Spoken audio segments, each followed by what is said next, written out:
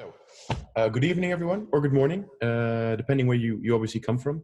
Because Gerard, I know you have some people from your network where it's very early. So thank you guys for joining us as well. Personally, I don't like waking up early, so it says a lot that you guys were willing to do that for this webinar, and so we really appreciate it. The webinar for today is regarding dispute resolution methods for conflicts in large projects, where with the expertise Hans and Gerard have in ICT, they'll be focusing on that and then transposing that in how can you create an international standard for dispute resolution mechanisms and do that in such a way that it's open source, that ownership is shared, and that it can be truly international, something that currently is still lacking from the ADR world. So we have a panel today with 3 people. GERARD DOOLIN, he is a IT disputes mediator on the mediator panel of the New Zealand International Arbitration Center. HANS MULDER, he is a professor at the Antwerp Management School and expert in IT and mediation. And Robert TETTELAAR, who is the managing director of the ADR Register. Together they'll be tackling this topic with their combined expertise. The webinar today is through Zoom, which means you guys are all joining as panelists, which means we can all see you. And we'll start off with a short presentation where Robert, Gerard, and Hans will each offer their own insights to make it one collective story. And then afterwards, we'll do a Q&A, where if you have any questions or suggestions, you're welcome to ask them. During the presentation, I ask everyone just to stay muted. That way, there's no background noise that interrupts the presentation. And afterwards, you can unmute if you have a question.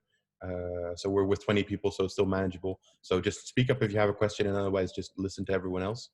We have a code of conduct for the webinar today. That's the last thing that I want to say. It's quite standard. You don't actually necessarily have to read it if everyone just behaves, which I'm sure everyone will. Then it will be a great webinar. With that, I want to hand it over to Robert, Gerard, and Hans. To get the presentation started. I will be sharing my screen and pinning that as well. So they have some slides prepared. So during the presentation, I'll just focus, make sure that you can see those slides. That way you get the context of what they're talking about as well. Robert? Yes, cool. Thank you very much for the introduction. From my side, welcome to all. Well, we experience special times these days, so this is interesting to meet each other over Zoom. I really trust everybody is okay and you can still manage the situation. Sometimes it's difficult, and we also see a lot of challenges and possibilities. That's also why we have this webinar. I will not talk long. We agreed, Hans, Gerard, and myself, that we will introduce ourselves personally, and we follow the presentation. The schedule is that Hans will start, then I give a short sales pitch, and Gerard will close everything. Hans and Gerard will speak about research, and I will introduce the option for the standard to you. Hans, the floor is yours. Thank you, Robert. Thank you very much. So indeed, welcome from all continents, New Zealand, the Caribbean, Europe. So this is really, truly an international community. So thank you for joining us. Let's go to the first slide, Giel. Yeah. Then I can talk a little bit about my experiences and research regarding alternative dispute resolution. It started for me in 1989. So it was a long time ago, and we were searching for ways to improve the IT conflicts which were there already in those days. So what we were thinking of, and it was because of the research of Gerard. Gerard contacted me through Boston, USA, and asked me about some data he needed for his research regarding alternative dispute resolution in large IT projects. We came to the idea that would it be time for a new method which could align the different alternative dispute resolution parts like mediation, arbitration, expert opinion, not in the sense that you can use it after you have a conflict, but also preventative. Could you use it to do that? And the reason why that has been interest is that all many years the IT conflicts are very huge. So when we go to the next slide, we can see a research of more than 25 years executed by the Standish Group in Boston. And they have a data set from about 120,000 projects. And what you can see over here, when we started in 1994, that almost 1/3, and nowadays 1/5, of the projects fails. And fails means it isn't delivered or it isn't used. And then we have the yellow line, which states that almost 50% of the projects are out of budget, out of time, not on scope. And only successful, it should be 1/3. And we hoped, of course, many years ago that it would improve. But as you can see, it is almost constant. So, and then, of course, we are in a new area. And the area is that the courts, at least for I know, for now, due to the COVID-19, are less able to resolve and to handle those conflicts. And we can also see that there is a new sense of using IT, namely the online communication, as we're doing now. So we were thinking about not only applying those ADR mechanisms as a way of, let's say, resolving, but also as prevention. So when we go to the next slide, then the idea is what is happening in the world. So, and I've seen that in especially the USA, in the UK, there were some new initiatives which were already focusing on avoidance of conflicts. And two large projects came into the, let's say, the literature. One is the London Underground. The London Underground, you know, is a huge project, keeps continuing. And they decided not to escalate to the courts, but to have a dispute board which could also avoid conflict. And another example, also in London, were the Olympics. And the results of those two examples were very encouraging. So based on, let's say, our findings, we thought, well, could you have a kind of mechanism, a kind of framework, kind of standard to do that for projects, for branches, for companies, and to make it more, let's say, preventative. Well, that is also where Robert comes in from the ADR Register, because he helped us looking at a different angle on this topic. So we can go to the next slide. Oh, yeah. Yes. And there are the things we want to discuss this evening with you. And the title is chosen by GERARD, Unlock. Fortunately, also in the Netherlands, we can go to the hairdressers now. So that is really very good news. So we have Unlock. Of course, we want to resolve things, but we also have to reset. Because we expect that it will change a little bit how we in the past resolved our conflicts. So if we do a reset, what can we do? And here are the things we have looked at. Actually, for large projects, it should be tailor-made. It should be based on the stakeholders' interests. When you're going to do this is not just a thing for one country only. I think that most of the countries are in benefit of this process. It should be open source. So therefore, I'm very happy and delighted that the ADR Register is helpful by, let's say, promoting this open source approach. It should be online. And the reason for that is not only for the COVID-19, but it delivers a faster way of introducing the mediators, arbitrators into those projects. So it is also a way of increasing your value. And then I already talked about that, the avoidance. So that means you could say, when I'm starting a big project, just like the London Underground or the Olympics, I already have my board in place. And because we are doing it online, they can join the meetings, let's say annual meetings or the monthly meetings, to be up to speed. And when there are early warnings regarding a conflict in the project, they can already do their job and be preventative. And yeah, there we have the last bullet we thought of, and that is you should do that with accredited practitioners. Because it is difficult, it is complex, you have seen the data, it can go wrong. 1/3 is not okay. So that was the reason why we decided upon this initiative. And we go to the next slide, then I think that we are almost at the handover to Robert, because Robert will tell you a little bit more about this figure. So Robert, the floor is yours. Thank you, Hans. Good evening again, all. My name is Robert. Short about myself. I have studied maritime business administration, have a background in the maritime industry, and since 1998 I'm active also in the ADR industry as an arbitrator and mediator. In 2011, with 2 other colleagues, we initiated ADR Register, which is a non-profit organization certifying ADR practitioners like arbitrators, conflict coaches, mediators, and negotiators against ISO standards. That's shortly about myself. Going to this flowchart. I think everybody attending this webinar did somehow somewhere buy a car or used medicine or traveled by plane. And those words seem simple, buying a car, using medicine, traveling by plane. We don't question all aspects of it.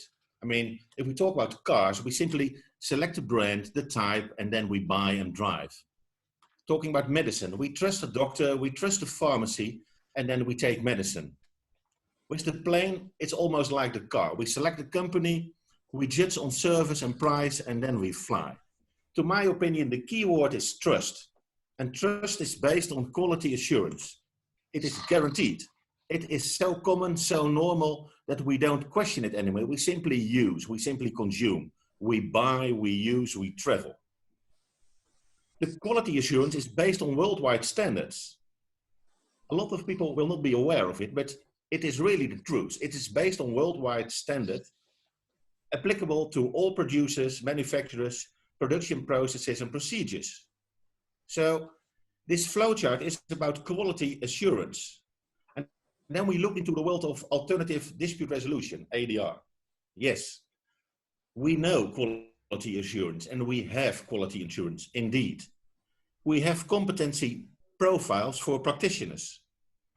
We have knowledge tests, we have skills tests, we have CPD, we have peer reviews. So we have a lot. Overseeing the global status, we can conclude, as far as it concerns the practitioners, good work is done. However, and that's really an important however, does our clients know what it is? Do they know what is mediation? What is arbitration? What is the process? What is the procedure? Which guarantees are present and offered? How does it work? What can they expect? We see within the ADR register that there is a shortage in knowing, experience, and trust. Not in the practitioners, but in the process, in the procedures, in the framework ADR. The analysis is, we as sector are not clear enough in and about our processes and procedures. As a fact, we are not or not enough in rapport with our clients, with our client target groups. As a fact, secondly, our highly educated and enthusiastic practitioners don't deliver processes and procedures matching the requirement and the expectations of our client groups. Worldwide, globally, we see a shortage in assignments. Mediators, negotiators, conflict coaches are struggling to get work, not because they're not qualified, because it's unknown and clients do not deliver assignments. As a fact 3, and perhaps most important, if we deliver a process, a procedure, it's not based on a known, accepted global standard. And therefore, it is not a trusted choice. So the conclusion is, we are not yet like cars, like medicine, like planes. It's not a common practice to select ADR, alternative dispute resolution, in order to prevent, to avoid, and to resolve conflicts. That's why we have created the flowchart and are doing this webinar. We have a clear and straight ambition. We want to create an open source standard for a global dispute review framework. It's an open source, so all experts can step in and step out and can contribute on a global scale. It is community-based, so we say there is no regular private public or private public ownership. The community owns. You can step in, you can step out. Whatever you do, the framework, the standard remains. It sets a clear standard for accreditation of dispute review boards. It delivers tailor-made dispute boards for countries, communities, projects, groups, sectors, branches. And yes, it sets rules and criteria for process, procedures, tools, and practitioners. It will facilitate that those involved within the target groups dedicated to the dispute review board will adopt the board, its process and procedures. So yes, there is work. The ambition is to create a standard like ISO, like a CE quality mark for the products entering the European market. That's what we want to do. We want to guarantee quality assurance within ADR by creating a framework for dispute boards, so we can deliver tailor-made dispute boards to the market. They're all, in short, this is a kickoff. It's a first start. It's our first webinar. However, you are invited. Join the community. We want to deliver. We hope to deliver with you in order to prevent, avoid, or if they exist, to resolve conflicts. That's in short what I want to give you about the flowchart. And afterwards we can discuss within the Q&A. And I now hand over to Gerard. Hey, thank you, Robert, for that very compelling and articulate presentation. Just before I briefly just set out my own background, just firstly, thank you to everyone for attending at all time zones. As Robert said, in these challenging times for us all, so much appreciated by Hans, Robert and myself. And also a particular thank you to Hans and Robert, firstly for engaging with me and for initiating this exciting collaboration around an open source framework, standards-based for online dispute resolution. Very briefly, my background is for the last 20 years, I've largely worked internationally in IT software enterprise engagement and that whole ecosystem. Primarily, I worked for two large US consultancy groups. It no longer existed, but founded by Ross Perot, EDS, and then for the Accenture Group.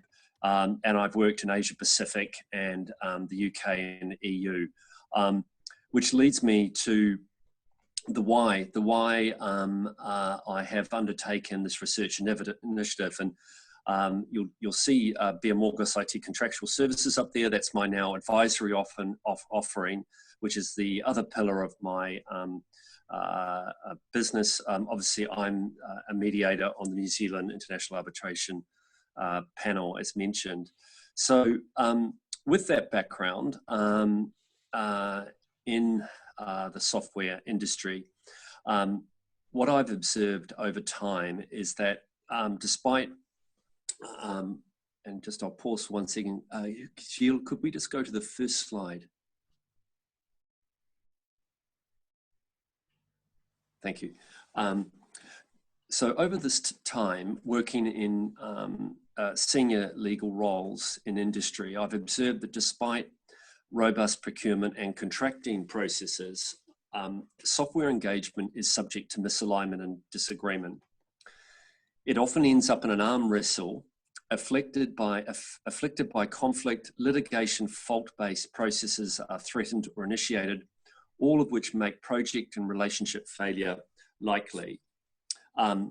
As Hans has set out in a very discrete diagram which belies the immense work of the Standish Consulting Group over the last 25 years, multi-dimensional on software project outcomes.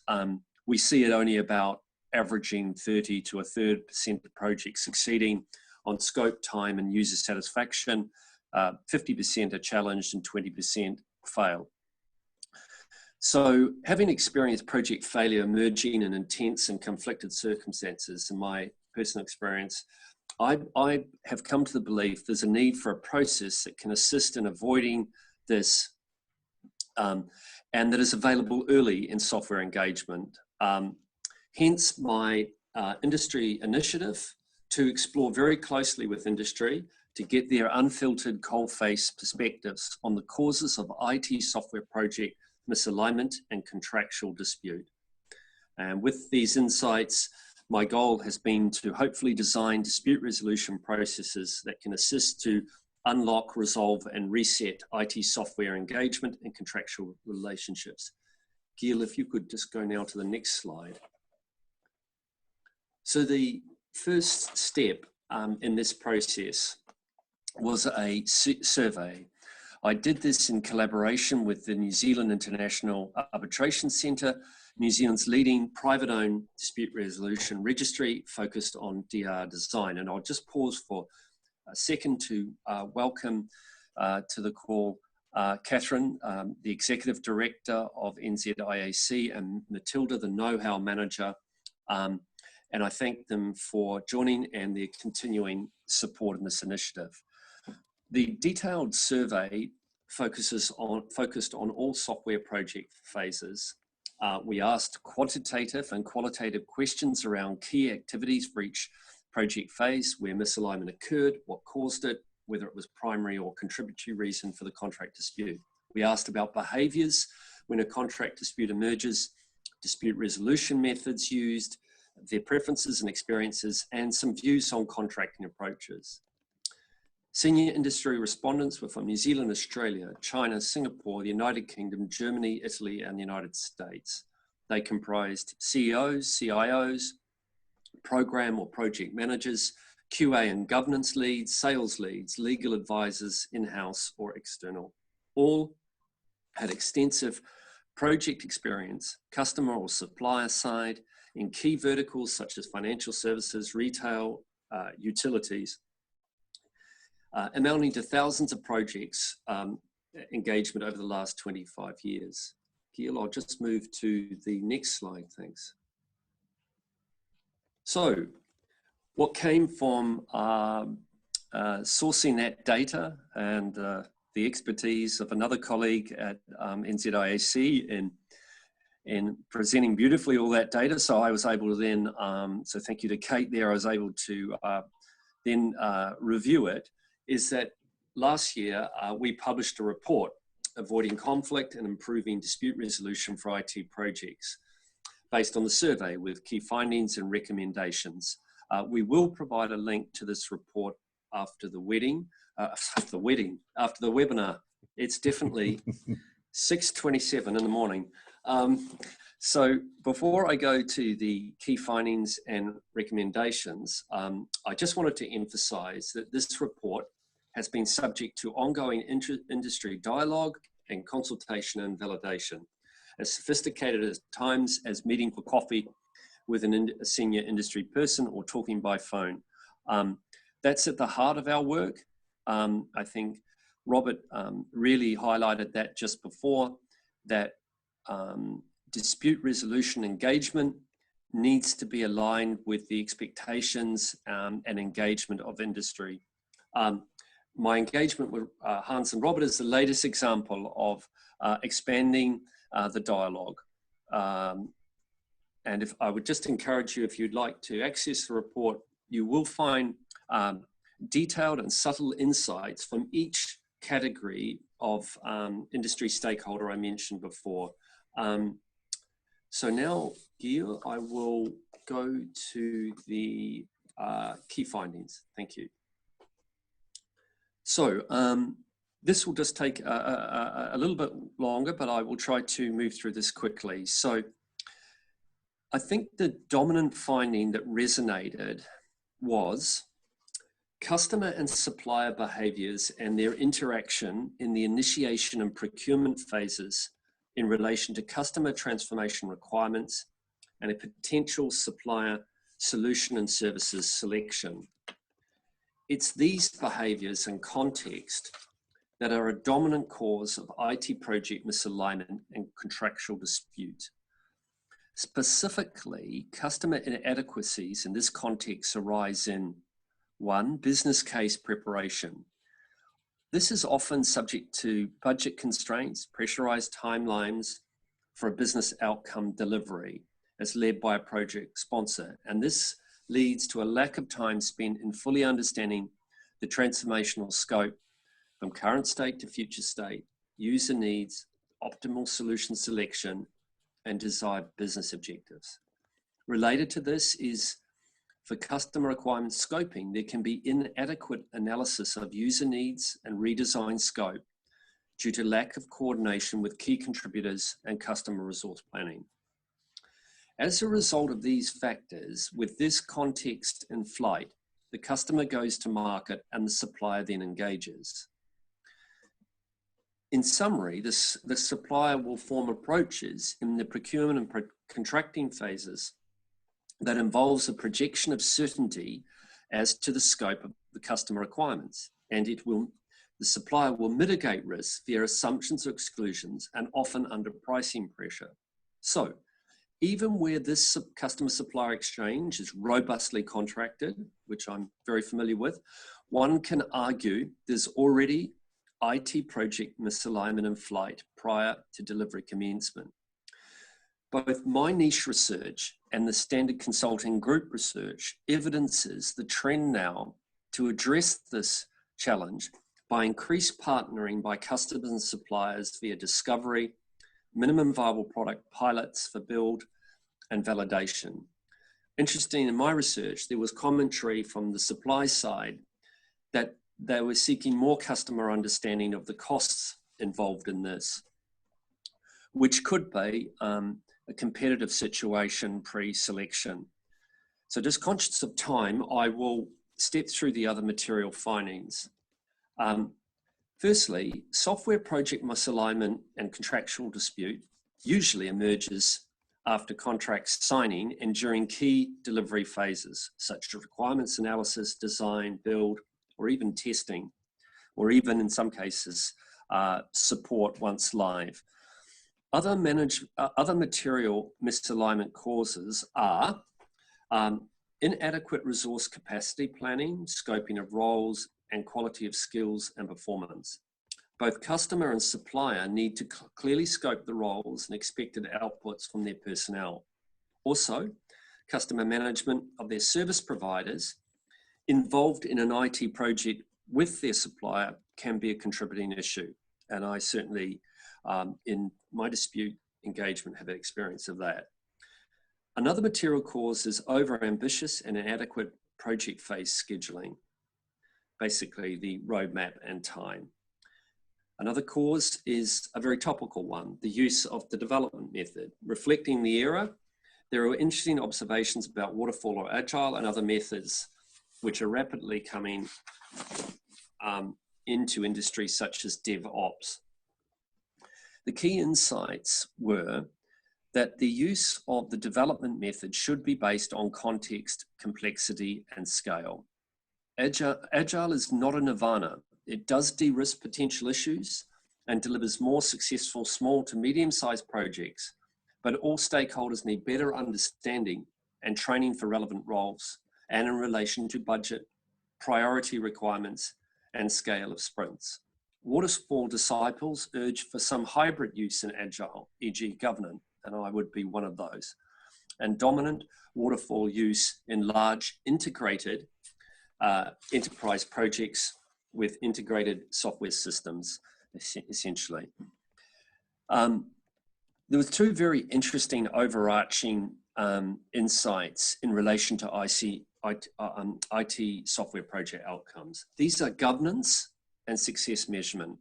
And governance came through very strongly from industry. The insights were leadership is critical to project success from initiation and throughout the software engagement cycle. It should be motivated based on understanding context and what is required, with skills and experience in communication, leading, resolving, guiding, and ensuring correct and satisfactory business outcomes.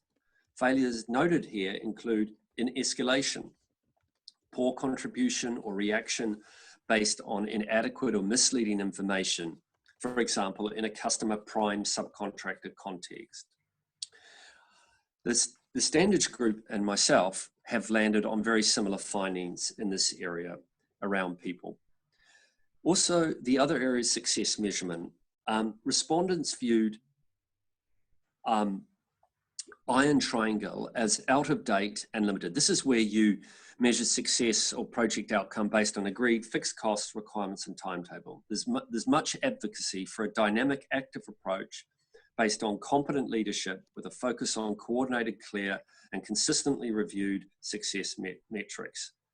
The other two, last two material findings, one is contract approach. Contract terms are too rigidly negotiated, and software project delivery circumstances often deviate from the agreed contract terms. I found this a very compelling finding. The rigid and contested change control procedures are often the only way to deal with new circumstances. And again, even in my experience, the audit trail of change requests, if there's a dispute, becomes a conflict in itself. Most respondents believe that software project contract terms should have some flexibility to address these circumstances. As to dispute resolution experience, again, I certainly experienced this over the years. At a project level, often there's a lack of awareness in project delivery that a misalignment or dispute is occurring and developing. Once it is known or emerges, fair, positional, and conflict-orientated behaviours are demonstrated. Dominant dispute resolution services used are negotiation, i.e. renegotiation, and mediation, and there's general satisfaction with their use and outcome. They're optimally used as early as possible where trust and respect, absent power positioning are still present, and the dispute resolver has analytical and facilitative skills to unlock entrenched positions. I would say from experience that window of a failing IT project where trust and respect are still in the room is a short one, especially at scale. Litigation was largely viewed negatively, it being fault-based, cost-intensive, and relationship-ending. Some respondents also commented that a neutral dispute resolver is preferable to a customer-appointed audit reviewer, which in their experience is about finding fault on the part of the supplier. Gilles, thank you. If you could just move to the last slide. So, the recommendations that came from and the actions that came from this much appreciated rich data and industry contribution. So having reflected on these causes and the relationship to the contract and dispute resolution methods, I believe that at the core is behaviour misalignment that leads to rising conflict. I recognise, including from my own experience, some circumstances that demand a fault determination. But I suggest the nature and inherent risk in software implementation at scale means the point of failure and responsibility is not always black and white and often grey. So with that, I recommend the following. One, some very specific contract terms be negotiated that reflect this inherent risk. Firstly, the inclusion in, we would just generally call a master services agreement of a guiding principle. Just to summarise, the parties have used their reasonable efforts to properly scope requirements and selected solution and services. But if a core project activity is found to be inadequate or subject to disagreement, then for some specific project areas, the parties may review, discuss, and renegotiate these on a without prejudice basis, or by recourse to a mediator or a dispute review board. It would be a timeout or a short suspension of milestone delivery performance to review, resolve, unlock, and reset. I do recognise that certain critical matters customers in negotiations will insist and rely on unqualified promises, i.e. warranties or even on occasions representations. So some matters may not be reopened. To support this high-level agreement in the Master Services Agreement, there would be a detailed dispute resolution process set out in an IT project statement of work or work order. My current design work with NZIC and with some senior international review stakeholders, including HANS, concerns a customized mediation process to be part of IT project governance. Think the steering committee for an IT project in a statement of work. The key aspects would be the use of a skilled, industry-aware, neutral, credentialed mediator available from the commencement of the delivery of the software project. The mediator can be deployed for contract disputes concerning specific phases, e.g. requirements analysis, design or build. It's a timeout, including a short suspension of milestone compliance to discuss with the mediator in confidence and without prejudice a party's commercial and legal positions and to explore solutions. It's possible through the mediator's process that after talking with the mediator, a party may allow the other mediator to share with the other party a view that may promote a solution. It can be initiated at short notice, executed in a short time frame. Estimated mediation costs can be provisioned by the parties in the IT project contract negotiation. And finally, the other dispute resolution mechanism that Hans and Robert and I and NZIC, Catherine, we are also focused on is advocacy for the use of a dispute review board in large complex IT projects that, like mediation, is available as early as possible in software engagement cycle. Key aspects, it can be stood up and configured to size and desired skill sets. Matters can be referred for facilitative review and unlock assistance and in relation to specific IT phases or activities. The DRB can build in a mediation function, plus as agreed by the parties, a determinative function. The latter could ensure finality on a dispute matter with the parties able to obtain a decision in the event they're unable to reach mutual agreement and avoid going outside of the DRB process with attendant cost and time implications. So to summarize, firstly, thank you very much for listening to that. I appreciate there's quite a lot of detail, but I'll end with this. Given the mixed success rates of software engagement these last 50 years, and as evidenced by my niche research and the immense work of the Standish Consulting Group, with many behavioural alignment risks on the road to success, I believe we need timely, customised dispute resolution processes that provide a conflict-reducing, without prejudice, timeout to explore solutions and ideally, resolve, unlock, and reset paths to success. So with that, thank you again, and I will hand you over to Robert. Thank you, Gerard, for your presentation. This is the moment we go over to the Q&A, and the Q&A is led by Giel. Oh, so thanks, everyone. Yeah, so I just turned off the presentation. You're all added as attendee, as panelists. So at the bottom of your screen, there should be a microphone there. If you have any questions, feel free to just turn on your microphone and feel free to ask them, not all of the time. Or just ask them in the chat, and I will ask them of the panelists. But yeah, if there's anything you want to know, or there's anything you also, if you feel like you want to contribute, so any ideas you might have, or if you've thought about this, or from your organizational background, then just feel free to share them, because I think everyone kind of understands that we do want this to be an open forum, and all ideas are welcome. That is fundamentally the idea behind open source, and so that's definitely something we want to strive towards.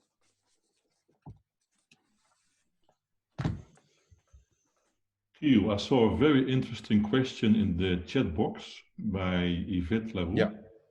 And I agree. Most of the contacts are not make provision for EDR. At the best, they are vague, and most practitioners cut and paste when they are drawn up the contracts. And I think indeed we do need, as Robert stated in his presentation, a way of making it more aware in namely the big, large projects, that there is a way out. And I think that the open source should be a kind of vehicle we can present to the practitioners, but also to the large project owners as a way to make it tailor-made rather than cut and paste. And of course, that needs to be very, let's say, available.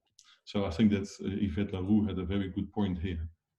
And so I think one of the things that I want to add to that is we see in Europe, we have the ODR Directive, which is probably the biggest, if I can call it that, biggest government action that we've seen taken, at least at European level, where essentially what we've said is, if you buy something online, the person who sells that to you needs to allow you to file a dispute with Europe's own online resolution portal. And so what we're really seeing is, even in the way that that's presented to clients, which is very minimal because it's kind of buried in terms and conditions, we're still seeing even that being effective. So it's definitely just that awareness. And I think partially it's obviously something you can do at standard level, and partially it's also, which is what we want to fill in more over the coming months, is how can you work together with, for example, a government who has the facilities to make sure that there is that awareness. And then from the standard level, you need to make sure that it's regulated how people generate that awareness. And so we have a question from Marenzo. To what extent is it important to develop these kind of ideas for the IT sector? And is it also applicable to other sectors? So for example, real estate. I know, Hans, you mentioned the underground, which is obviously an enormous real estate project, where they're having a lot of success with an ADR clause in the contract. So I think it definitely is applicable, but how? Well, I think that this also is, they are ahead of us. The civil construction industry has started in 1974 in the US by looking at those big construction projects. And I think that we can learn a lot from them. So in that sense, I would say that it is rather the other way around. I think that we have learned from other industries to see what we can improve on that part. So indeed, yes, I would say that it is not limited at all to the field of information technology. Yes. Yeah, and so a lot can be gained from that, because Hans, I know you did research and you were part of a government panel on that. Because how much, just to put that in a quantitative perspective? If you're looking at let's say the national size of the Netherlands, which has a 600 billion, let's say, gross national product, then 5 billion is being wasted. So this is a huge amount on governmental level. Yeah. But actually, this all started many years ago in the mid-90s in the USA, when the Standish Group provided their first results.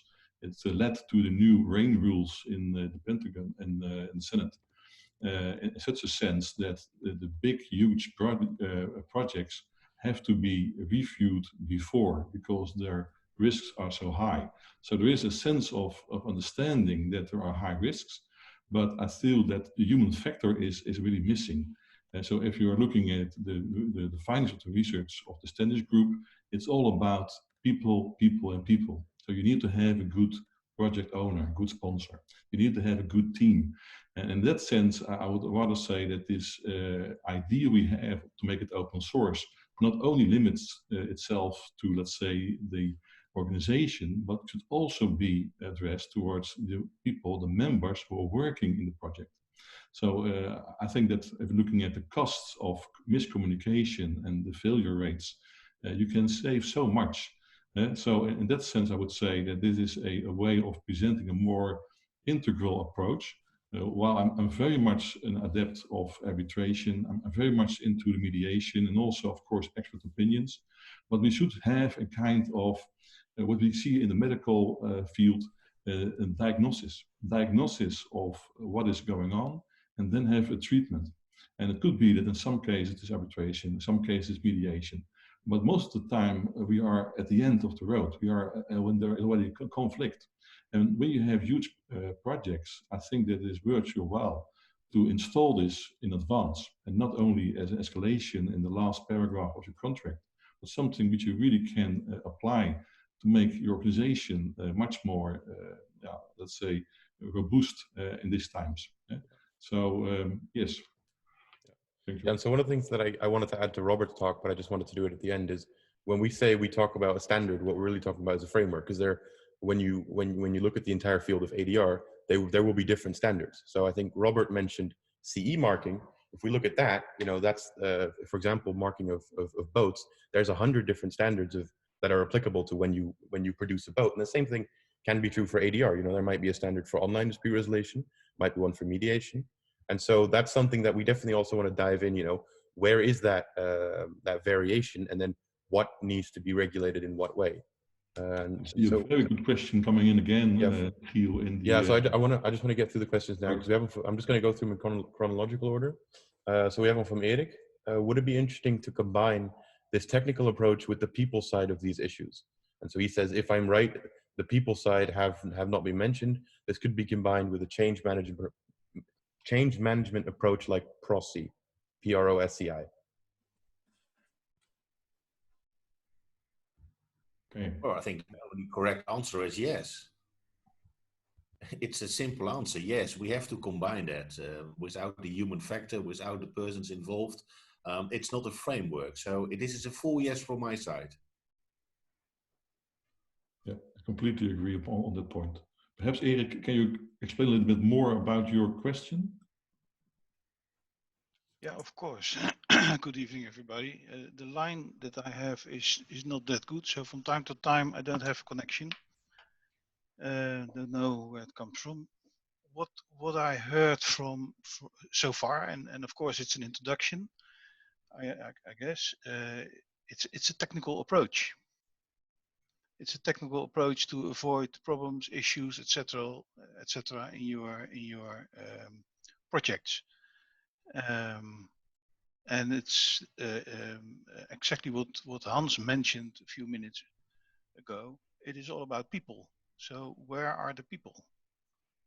And if you combine this with a methodology like ProSci or whatever, it doesn't matter what it is, then you have the combination of a technical approach and the people side of the change, which is happening with a project.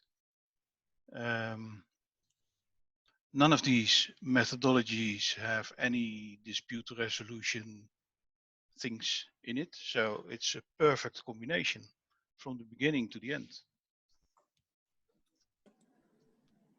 Okay, thank you, Erik. Thank you very much.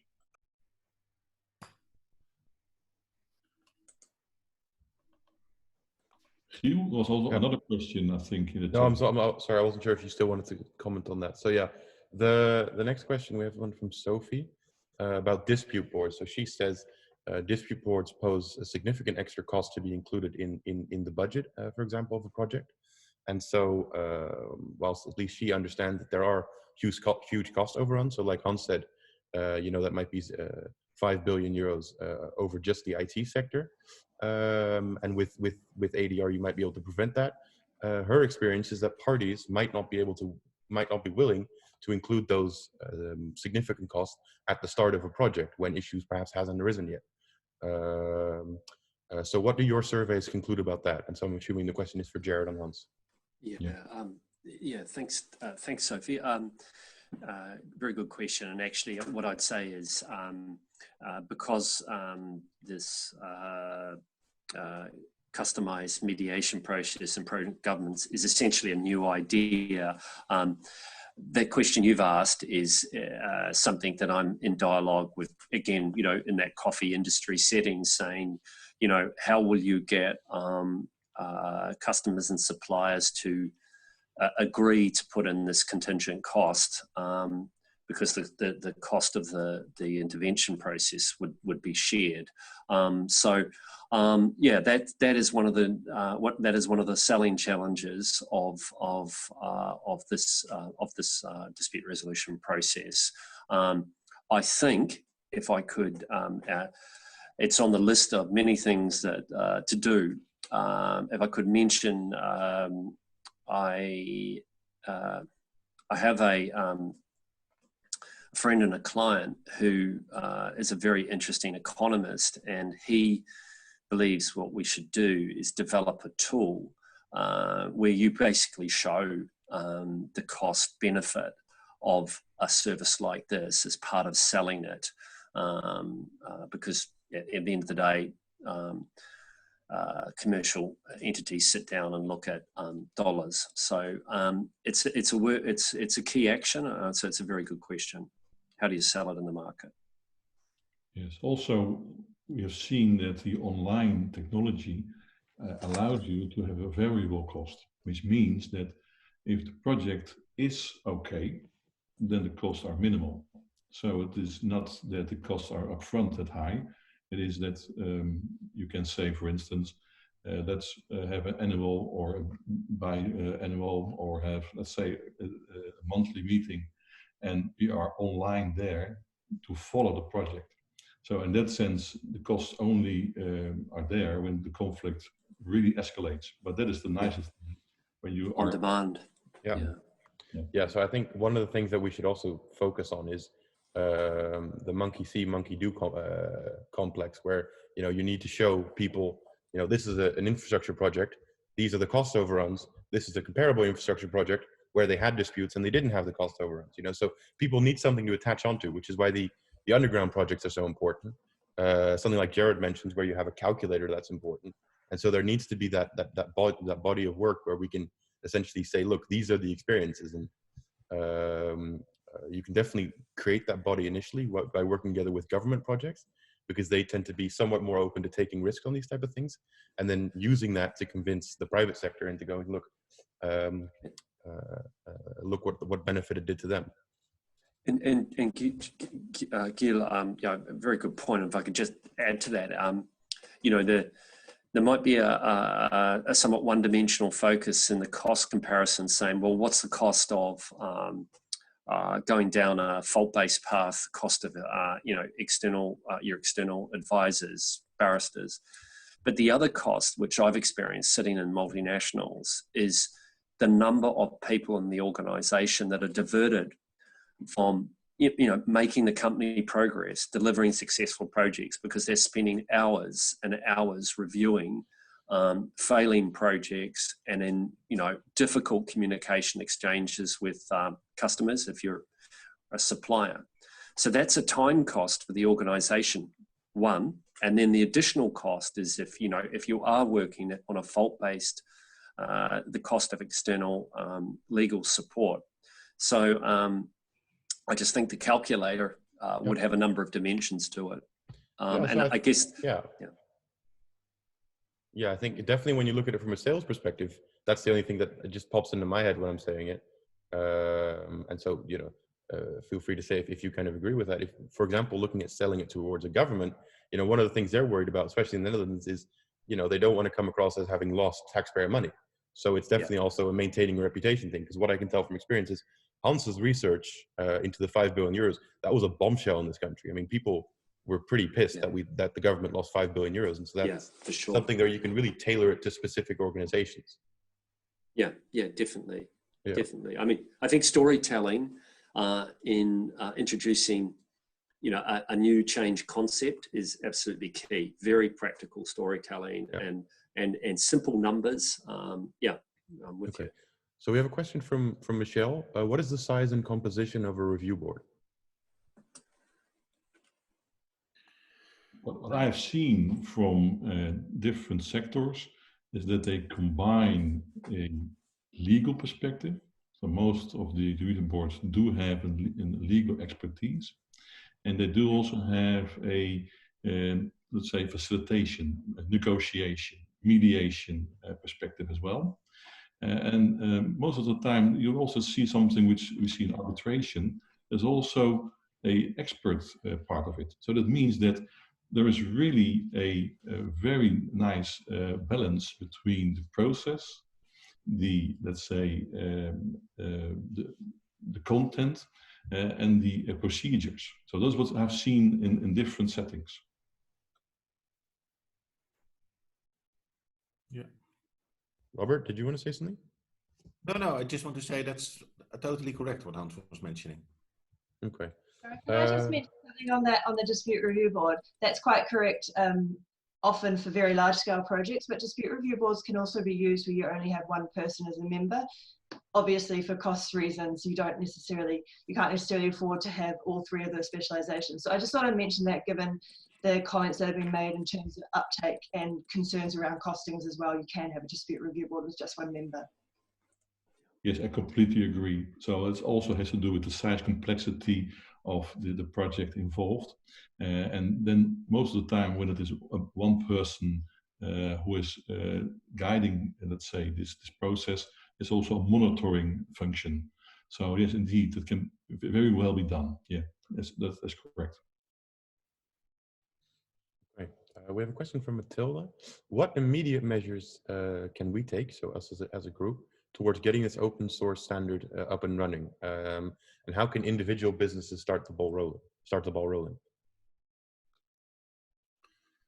Well, as this is a kick-off, we will give follow-up. Follow-up means we're going to form a community. We will send out invitations. We do it in our own and private networks and business networks. We do it over the social media. Speaking about the timeline, we are aiming for, let's say, bringing a first solid draft in the beginning of next year.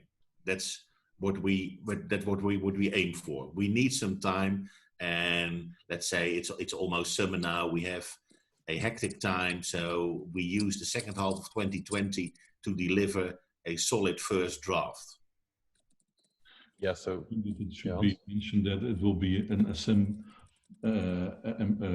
assemble current, let's say, frameworks. So we have already done some in-depth research in the ISO standards, and I think, Robert, you know the numbers where we talked about the customer-centric frameworks, and I think that we should really reuse those because that will, I think, improve the adoption of the approach. Yes, that's correct. There are a few ISO standards applicable to our process. For example, the 9000 series, it's about quality management.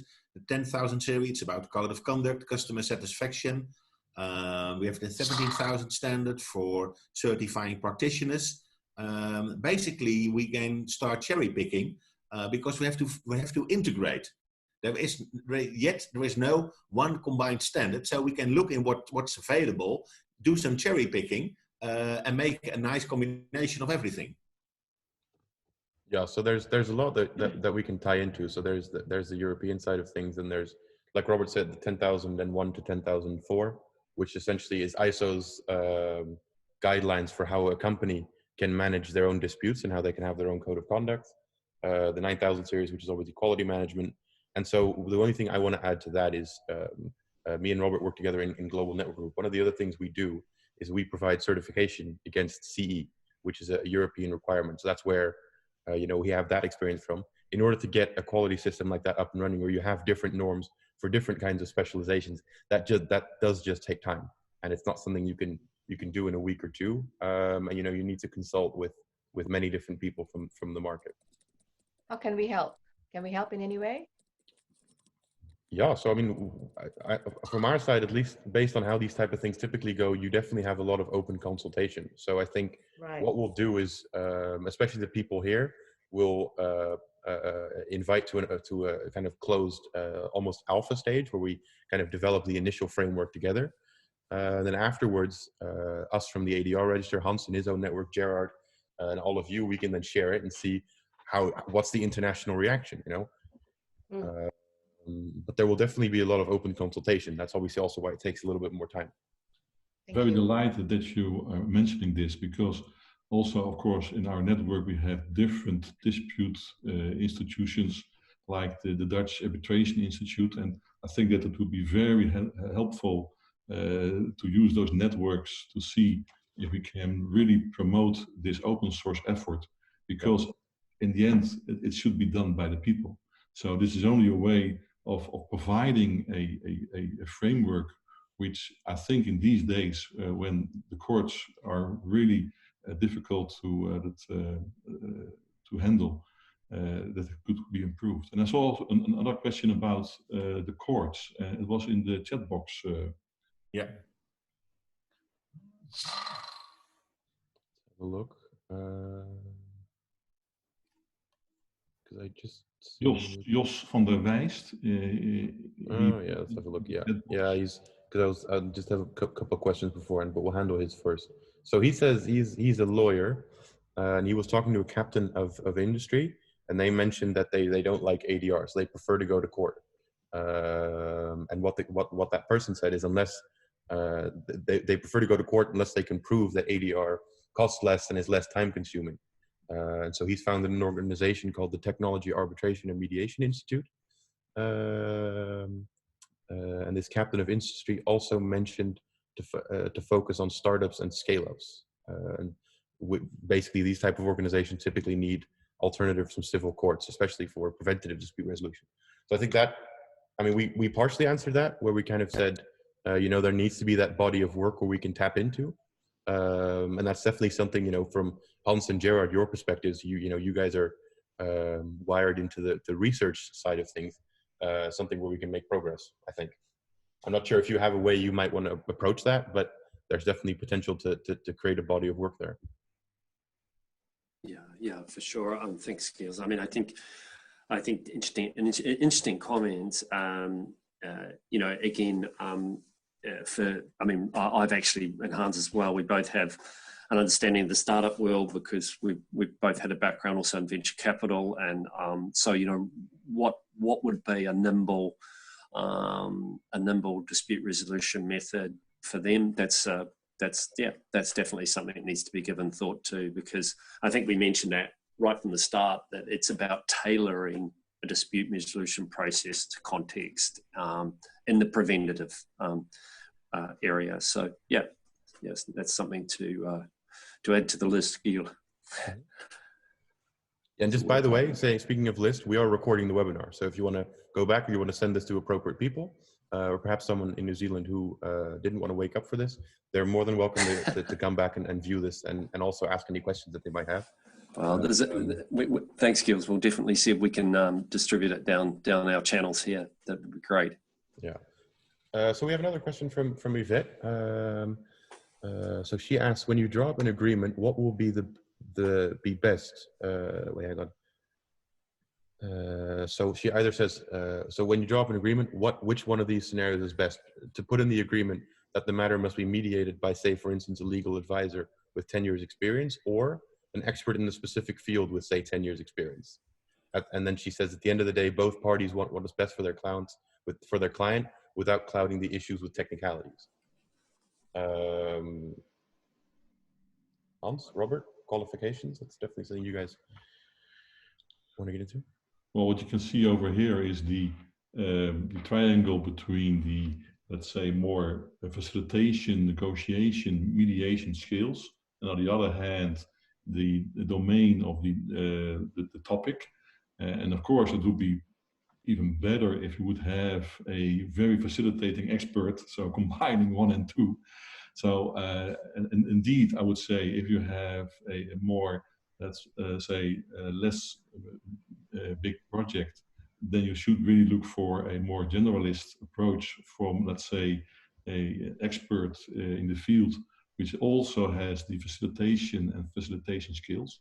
When the project becomes bigger, I think you can make a separation in, let's say, the board and have specific experts or facilitation skills available. So at the end of the day, I do agree that it should be done on the basis of knowledge in the domain itself, but the awareness of EDR and being able to apply that, I think, makes it a little bit hard to have only 1 or 2 as an option. So I would say it would rather be 1 and 2. Yeah, I might, and Catherine, I might also ask you to contribute on this one as well about the design of dispute resolution. It's a very good question.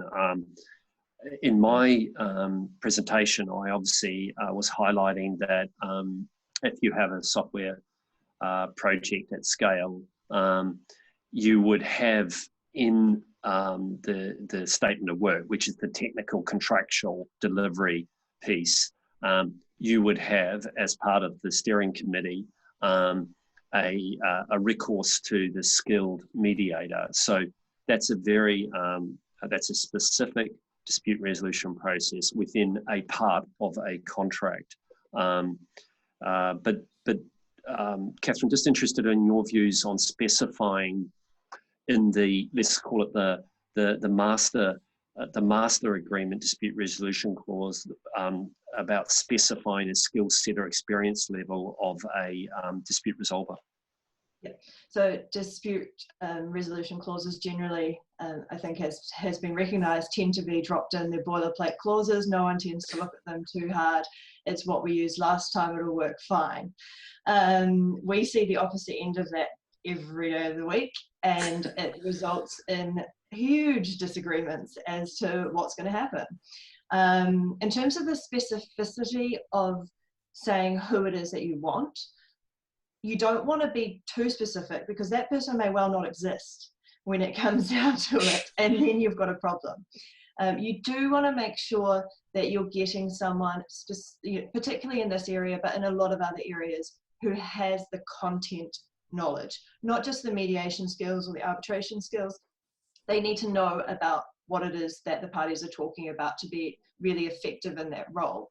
So what we try and encourage parties to do is to come to the likes of our organisation or another organisation who can actually look to find the right person, rather than upfront specifically saying, we want, Dr. X. That's the worst case scenario. They actually put the specific person in who may not be around anymore. Or someone who's got, skills A, B, C, and D, and you can only find someone that has A and B or C and D. You can't find A, B, C, and D. So it is actually quite complex. Less is more sometimes. Don't get too complicated. Waterfall dispute resolution clauses can also be quite chaotic when you've got to go through 5 to 10 steps before you can actually get anywhere, particularly if you've got someone dragging the chain who doesn't really want to be involved in any kind of dispute resolution process. It's very hard to say precisely what the answer is.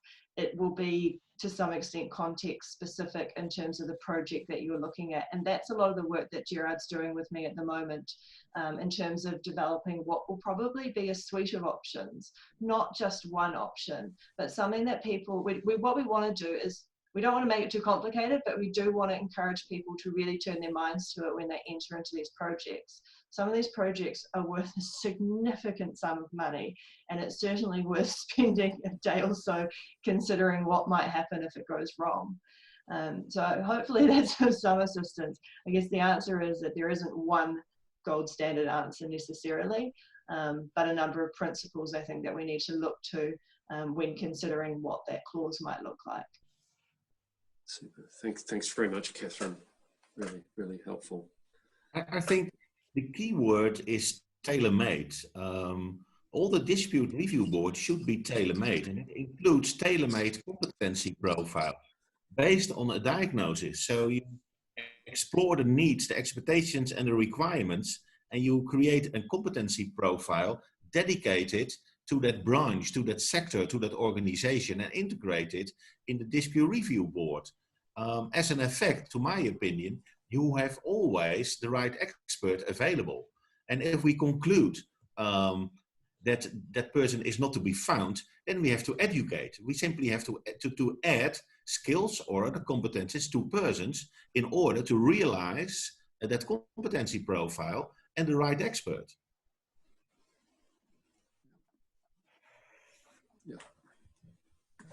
Yeah, so in the case of bigger projects, that's definitely something that'll definitely be something that's possible, because you can probably identify people up front and then say, okay, these are the requirements, and so they need to get from A to B.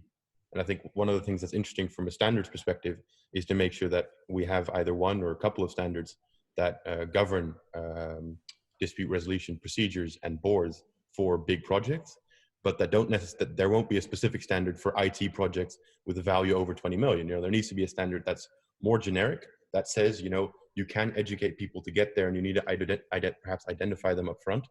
But what you want to watch out for in a standard is making sure that you don't dive too deep into what an individual project is, because at the end of the day, for big projects, there just needs to be that ability to have each individual project be different. You know, you can't say to a London Underground, well, here's how we've done it for 20 years, so you're going to do it this way as well. That's just not going to work. Yeah. And also sometimes I really think we have to move out of the regular box. In ADR, we normally mention, okay, we need a mediator. The question is, do we need a mediator? A lot of branches don't ask for a mediator. They ask from an expert out their own branch who is able to handle, for example, mediation skills. So he is not a mediator. He is not offering a mediation process. He is just the expert, well known, with a good reputation. They accept his role, and he is adding mediation skills to the process, which is perfectly okay. If I look into the shipping industry, a lot of people are definitely not a mediator. They simply implement mediation skills, and are very effective. Even when we look at big companies with perhaps, you know, small claims, even then it's not necessarily, you know, do you need a mediator or even a specific professional to get in a room with people? You know, when we look at Hans and I a while back had a presentation with someone from Modria. They do online assisted negotiation. You know, even let's take you know, I have an Apple laptop. Let's take that as a company. They have a dispute with one of their clients. They don't want to do mediation because that's too expensive over a €1,500 laptop. You know, but they do want to have a resolution. And so what you can offer them is, look, standardize the procedure, do it via, for example, an online portal, so you can just have one location from where you manage your disputes from an operational perspective, and you can do that for all your clients internationally. That's something you can offer them that as well.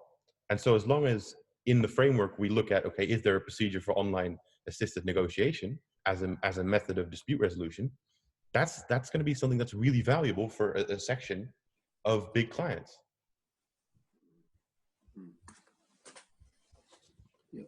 We have a question from Renzo.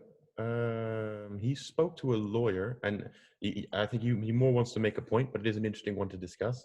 He spoke to a lawyer who said that they didn't like mediation, but then when he asked them why, he said that most cases that he sees going to mediation are too complex, and so he says that's something that a judge has to decide. And so when he explained that mediators can also be specialists and go into specific subjects, for example, through subtyping, this lawyer then did a 180 and said, look, then I might be much more open to mediation. And so what he says that it is a public information problem. And that's definitely something that I think we need to take into account. And I'm sure you guys would like to discuss as well. Maybe to add to that, Yeah. Can you hear me or not? Yeah. Okay. Lorenzo? Yeah.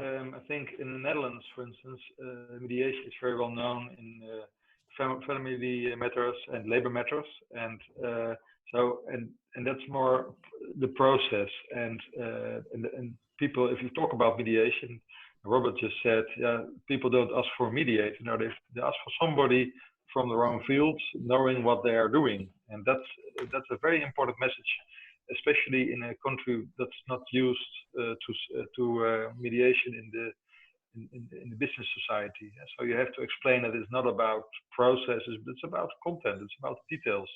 That message is very important. And if the word mediator is not helping, then forget about the word mediator. It's one of the guys from the field coming from the same business. That's an important message.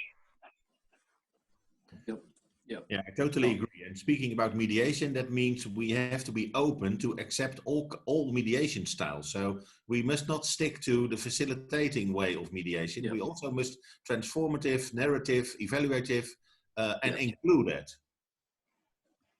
Yeah, I mean, I think there's quite a lot of points I could make on this, but Renzo, I think it's a very interesting issue about how people, the buyers, the people that want these services, how they engage and around them when you present to them. And it's something that when I was in London, before I left 3 years ago, a prominent institute there that I got a mediation qualification to, I sort of walked straight out of endless meetings in the City of London with, you know, executives and technical people. And I was saying to this mediation audience, you know, your service is needed, but the business people need to understand almost in their language or concepts, what it is that you can do for them. So, there's many lawyers on this call. We understand ethics and professional standards, etc., etc.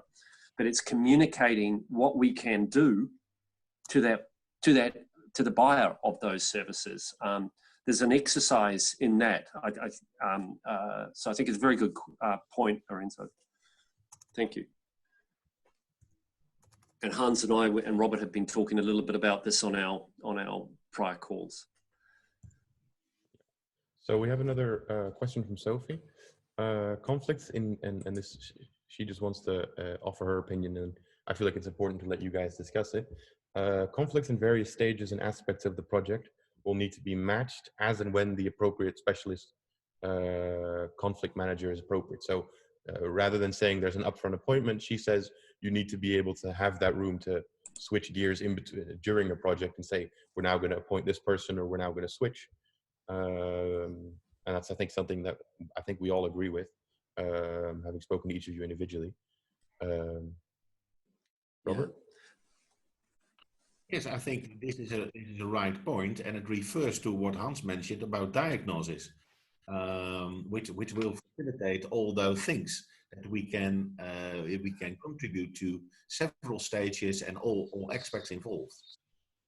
Yeah, and I again, thank you. So very good question.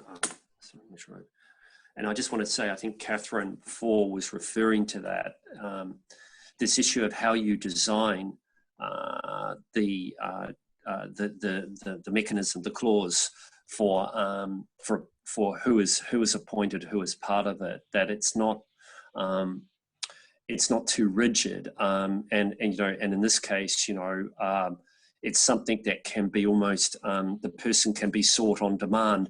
And I think, Hans, maybe that also ties into, like for a dispute review board, you would have a standing list of people. Not all of them would always be engaged. You could just draw down the person that needed with that skill set for a particular point matter.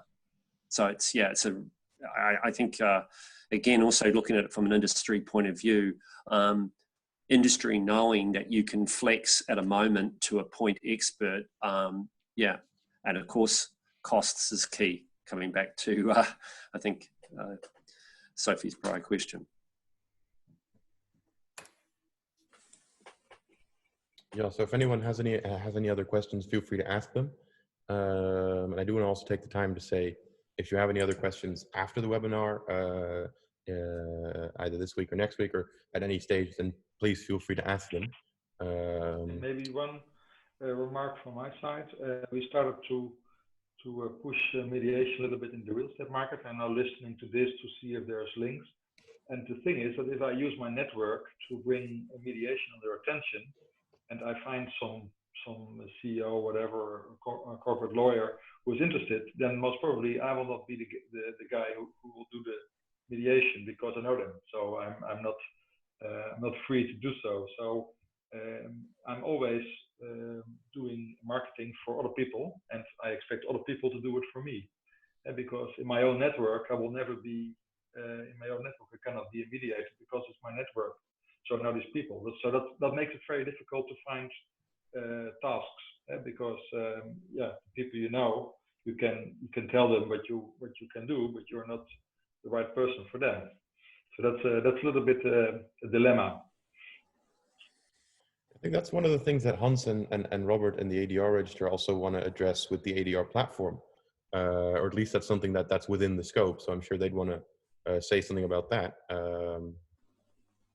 Yeah, I think that you're quite right, that most of the time it is more informal, a personal approach in which you want to promote these mechanisms, the alternative dispute resolution mechanisms. But I think that an open standard, which can be sent and can be discussed and is available for organizations, governments, is a way of an indirect way of addressing this issue. Yeah. Because I think there is a real need, in my opinion, I've seen requests from the Dutch government to think along the lines, how can we help to relieve the courts from the flood of court cases, which will be there when the COVID-19 limitations are lifted. So I think that it could be very handy to have this open standard and to provide that to the different stakeholders. And that means that you are not selling yourself. Actually, you're promoting, I think, a very good way of working, which has a significant research behind this idea. This is, I'm familiar with the fact that most of these things are very personal, but I think that it should be in the next level of maturity, and that it should be something which can be discussed and can be handled in a way which is not, let's say, directly directed to your own personal conviction, but it is rather something which we can say evidence-based, fact-based. This is a right way to go, and therefore it's also the thing that we're trying to do with reset. So we have unlock, and you can go ahead as it was in the old days. But perhaps this is a way of resetting some of those things. And that is, I think, a mix and a match. So it's not only about the procedures, it's not only about the online, but it's also indeed about the competencies of very, competent practitioners who are seeing that a conflict could arise in different phases, on different domains. And it requires, just as in other industries like medicine, a combination. So in that fact, I would say that that could help you to say, well, I'm one of the advocates of this open source approach, and you can, I think, spread the word in that sense. Yeah, and so I think definitely what I think, Hans, you're saying as well, which in my ears makes a lot of sense, is once you create a system where it becomes so recognized and there's such a degree of legitimacy behind ADR, then the more companies that will come in, the more work that will be, because that's something that we see in the Netherlands as well, that there's just a shortage of work for our practitioners within the ADR register. And so I think one of the things that we definitely also want to focus on with the framework is say, okay, we're going to set a set of requirements for ADR, and then from our base here in Europe, take that to, for example, the European Commission and a Parliament and say, look, we've built this, here's a standard, you already have systems for accreditation, somehow implement it.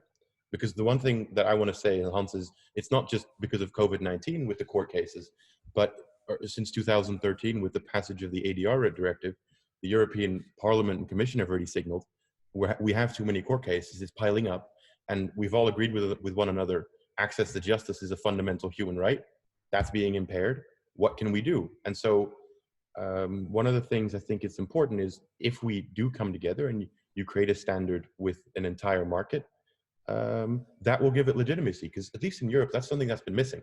There's a lot of infighting within the ADR market. There's not a lot of agreement. Everyone has their own little territory and domain. That's not a great place that's not a great foundation for political lobbying.